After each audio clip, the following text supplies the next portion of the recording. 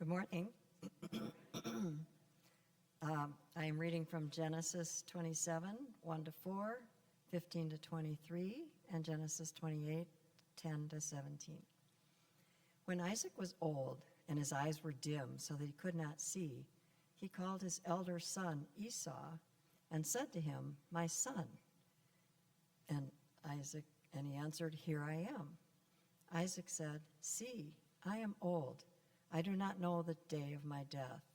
Now then, take your weapons, your quiver and your bow, and go out to the field and hunt game for me. Then prepare for me savory food, such as I like, and bring it to me to eat, so that I may bless you before I die." Then Rebekah took the best garments of her elder son Esau, which were with her in the house, and put them on her younger son Jacob. And she put the skins of the kids on his hands and on the smooth part of his neck. Then she handed the savory food and the bread that she had prepared to her son Jacob. So he went in to his father and said, "My father." And Isaac said, "Here I am. Who are you, my son?" Jacob said to his father, "I am Esau, your firstborn.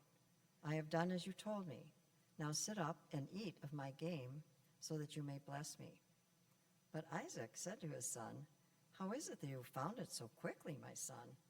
He answered, "Because the Lord your God granted me success." Then Isaac said to Jacob, "Come near, that I may feel you, my son, to know whether you are really my son Esau or not."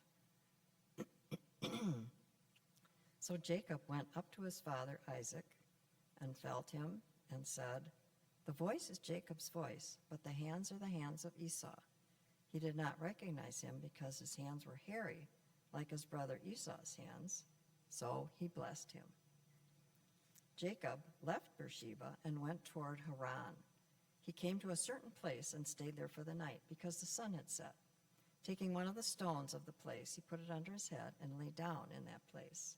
And he dreamed that there was a ladder set up on the earth, the top of it reaching to heaven, and the angels of God were ascending and descending on it. And the Lord stood beside him and said, "I am the Lord, the God of Abraham, your father, and the God of Isaac. The land on which you lie I will give you, and to your offspring, and your offspring shall be like the dust of the earth. And you shall spread abroad to the west, and to the east, and to the north, and to the south. And all the families of the earth shall be blessed in you and in your offspring. Know that I am with you, and I will keep you wherever you go, and will bring you back to this land, for I will not leave you until I have done what I have promised you." Then Jacob woke from his sleep and said, "Surely the Lord is in this place, and I did not know it." And he was afraid, and he said, "How awesome is this place! This is none other than the house of God, and this is the gate of heaven." There ends the reading.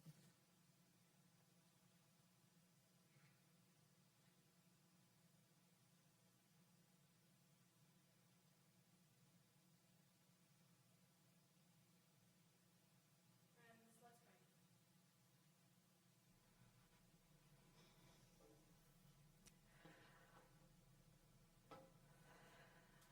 Loving God, may our words and our thoughts, our reflections, our response, blessing to you this day and every and always.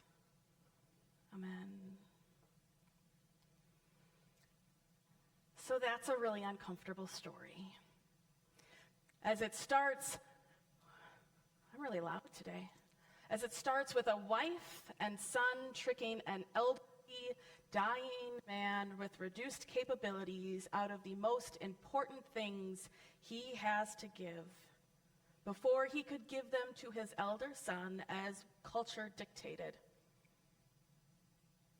And in a time when such things happen to people, including maybe specifically some of our elderly, it's pretty uncomfortable. It's possibly enraging. And Isaac despite his diminished vision and knowing that death was near, has almost a Little Red Riding Hood kind of conversation with Jacob. What hairy arms you have. It seemed that Isaac recognized that there was a problem, but he just kind of accepted the situation as it was. Because we planned on having Joe from Family Promise here this week, we swapped up and skipped the reading that was supposed to be for this week.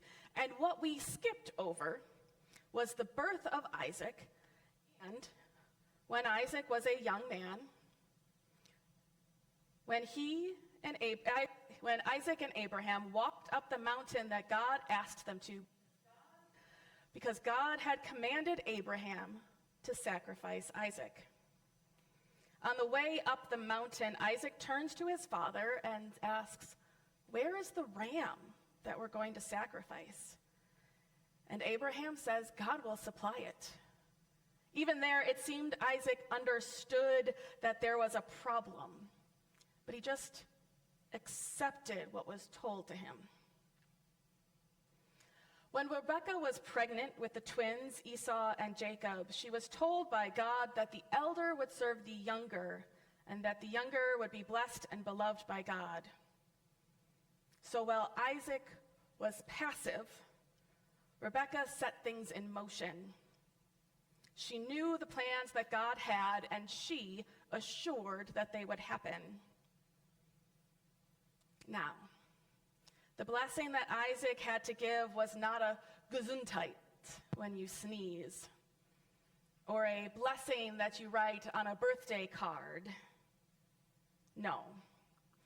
This was a blessing of inheritance, of all of his resources, wealth, livestock, the best tents, and the slaves. The blessing was Isaac's honor and reputation, which was really important in an honor-shame-based society. It was the traditions and the lineage, and it was about a future. And the father had but one blessing to give, and could only give it back. No take-backsies. And in this case, Isaac's blessing was connected and attached to the blessing that God had given him and Abraham. So when Jacob got the blessing, this blessing was a sense of a cosmic implications. The universe shifted and things were set in motion.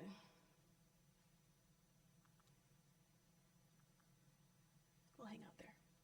We skipped the part of the story where Esau comes back, and Isaac and Esau realize what had happened, and they are both distraught.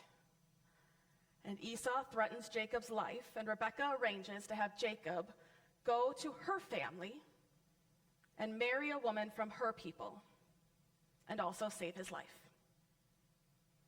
And just so you know, Isaac didn't get the official blessing, but Jacob left with almost nothing. So Esau ultimately became the caretaker of his father's resources, lands, livestock, best tents, and slaves. Esau was already married. He had several children of his own. He was blessed in many ways. This is probably why when Esau and Jacob meet again many years from now, Esau has already forgiven him and they embrace as brothers. But until then, Jacob is on the run. I'd assume Jacob has some kind of resources for his journey, but he doesn't seem to have a tent, or a blanket, or a pillow on which to rest his head. As he travels, he's focused on his goal of getting to Haran, to the household of his mother's family. Now, I love hearing and learning stories of Midrash. They're the stories from the rabbis, ancient rabbis who thought deeply about each biblical story, about what was missing in the texts. They tell the story of Jacob's journey this way. God desperately needed Jacob to stop in one particular place. So God started putting things in the desert to try to get Jacob's attention, like a bundle of flowers that wouldn't be growing in the desert. Maybe even God gave a first test run of a bush, a shrub on fire that would be really successful later with Moses. But Jacob was focused on his goal, on his destination, on his fears, on his anxieties, that he missed all of those signs. And I think one of the reasons why the rabbis came up with this story was because of the strange line in Scripture that we read today that says, he came to a certain place and he stayed the night because the sun had set, which seems very obvious. And if something is put in there very obviously, it must be put there for a reason. And so they wondered, since Jacob had missed all of the other signs as he was walking by, that maybe God had just given up, almost, and taken the noonday sun and just dropped it, set it into night, so that Jacob would finally stop, so that he would lay his head and he would cease from his journey and his goals to hear what God had to say. Jacob had to be asleep to hear from God. Not just stop his journey, but to stop focusing on himself and on his own thoughts. Now we have the ladder, and I don't really have much to say about the dream itself. The ladder, as it is often translated, is probably better translated as stairs or steps, probably representing the Ugaritic ziggurats of the ancient world. They were pyramids of Samaria in the Middle East, not unlike the ones you might find in South America. They were step pyramids. A rendering of an idea that were set to go up to the skies to meet to heaven. And so this might have been what Jacob saw in his dream, which I think makes a lot more sense, because can you imagine what it would have looked like to watch angels climbing up a ladder? First off, awkward. Second, how are they going up and down at the same time? You could also think of it as a holy mall escalator.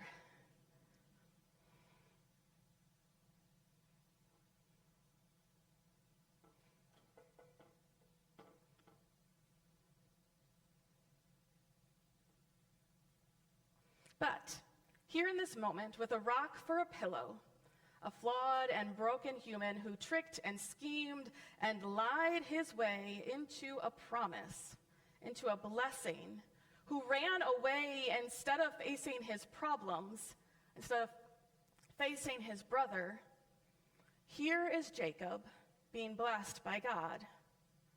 And so the question is, did he deserve it?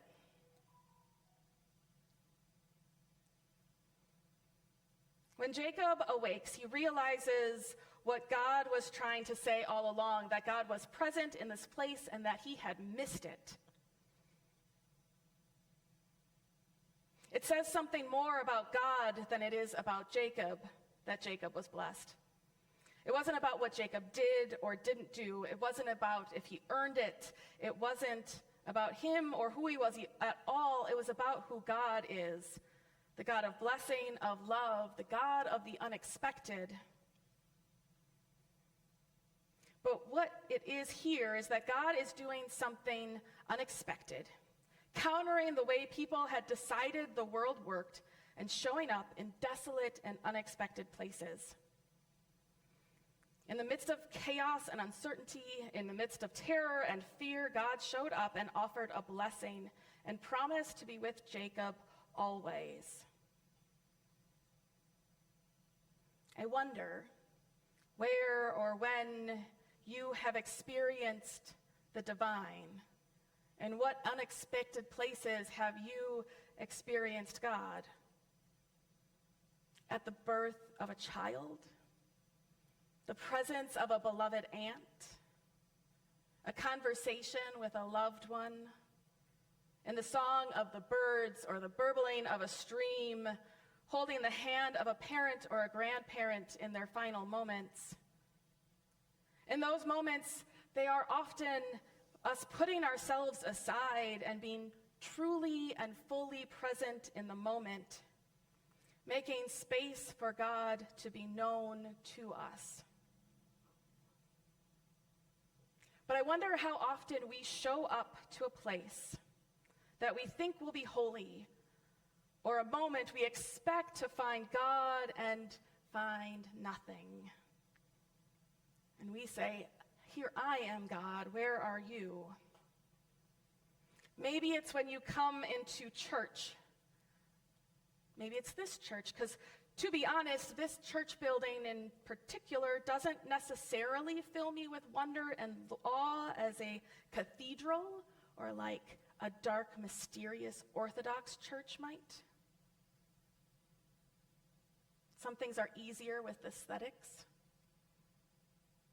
Maybe you expect to go on a hike and experience with the Creator in creation, and you find yourself surrounded by people who are stomping their feet and talking loudly to each other, scaring off all the creatures you were going to commune with. Maybe you go to a concert and expect to experience the divine and the beauty and harmony of the music, but you can't seem to get past the fact that that person is humming along with everything. Maybe. There are 100 ways in which we might expect to find God and still feel like we arrive alone. I don't believe that God has left us. I do believe that the promise God gave to Jacob to be present, and that was repeated again in Psalm 139. Where could I go to escape from your presence?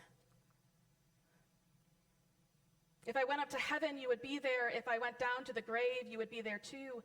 If I could fly on the wings of dawn, stopping only to rest, only in the far side of the ocean, even there your hand would guide me.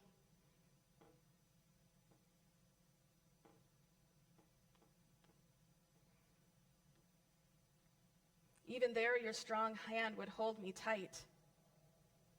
Perhaps sometimes we are so focused on finding God, or we are so focused on ourselves and our goals and our expectations that we don't see that God is already here. Where do we find God? Where do we experience God? Can we experience God? I wonder if we remained open without expectations, we might find God in unexpected places and people and situations. I wonder if we traveled to new places and new experiences, we might find God in new ways. God shows up on the way, in the in-between. Jacob is changed in that liminal space between where he was going and where he will be, from who he was and who he's about to become. And God still meets us in unexpected places and unexpected ways. God still loves the world the way it was intended to be, not with the priorities we have imposed upon it. God still blesses us, calls us beloved, gives us promises, a purpose, a call, a mission that are blessings, and that the love we've been given are not just for ourselves, but are a blessing to all of creation as much as we can bless it. We discover God when we can stop and rest. When we stop working, stop moving, when we stop. When we stop thinking we're the reason for the blessings that we have, when we stop thinking we are so clever for making things work out our way. When it stops being about us. Imagine what we might enjoy anew if we stopped putting our goals and our destinations, our expectations on every moment and just experienced the moment as it is. Because we learned last week, even God stops to enjoy and rejoice in creation. God is present in our struggle, in our troubles, in our chaotic times of our lives, in our grief and in our suffering. When we are lost, uncertain, stuck, wandering, God is still with us. God shows up in love, in peace, in presence of a stranger, in the kind word of a friend, in the morning glories that greet the day with purple beauty and the sunsets that set the sky on fire. God is present with us as we seek certainty in a world that is uncertain. Not to give us clear answers, but to give us hope and to remind us to choose love. God is with us in community. When we gather together as a church, as family, as friends, even as strangers, in protests, in classrooms, and at work.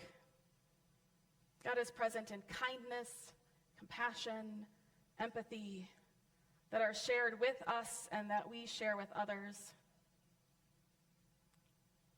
And God is present in our conflicts and as we work towards resolution. God is with us in our uncertainties and our doubts and our anger. God is always trying to get our attention, to remind us that they are here and near, in the face of a neighbor, in the creation around us, in the love that is shared, in healing and reconciliation. So I wonder this week where you might look for God. Maybe you could go to some place new and unexpected, with different people, and be open to what God is doing there, in the people that you meet. Maybe you stop and rest and enjoy some piece of creation and experience God in a time of Sabbath, of enjoyment and rejoicing. Maybe you connect with someone you've lost touch with someone you've wronged, with someone who's wronged you. And you take a step towards reconciliation and forgiveness, and you find God in the healing. I wonder this week if this week you could look for God in those places, and then come back next week and tell us about it. Tell us where you see God. Where do you experience the love of God in the world? What unexpected way did God reveal themselves to you this week? Friends, we're going to go into our song, but you were given a little piece of paper with you when you came in. There are extra pens floating around, and I can pass them out. They're going to be part of our offering today. Our offering plates are in the middle. And so when it comes time for our offering, I invite you to have filled that out and take it there. We do have an offering hymn, which means you have lots of time. All right.